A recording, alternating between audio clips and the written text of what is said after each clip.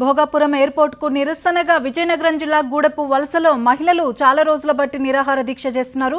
ప్రస్తుతం ఆ బాధితులతో వైఎస్ జగన్ మాట్లాడుతున్నారు. అలాగే మనం చూస్తున్నాం. బలవంతంగా మన భూములు లాక్కునే కార్యక్రమం ఏ ఒక్కరు కూడా చేయలేరు.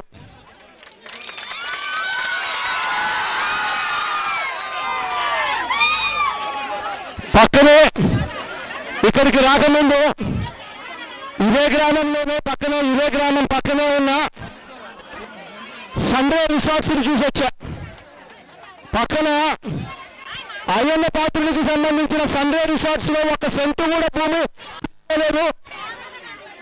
వందల ఎకరాల భూమిని వాళ్ళ మంత్రి గారు ఏదో ముట్టుకోరు. 60 ఎకరాలు 12 సెంట్లు 20 సెంట్లు మన భూములు మాత్రం లాక్కునేదానికి ముందుకు వస్తారు.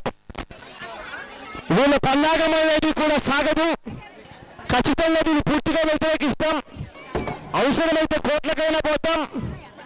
కోట్లకు పోయేదినా సరే దీన్ని ఆపే కార్యక్రమం గట్టిగా చేస్తాం.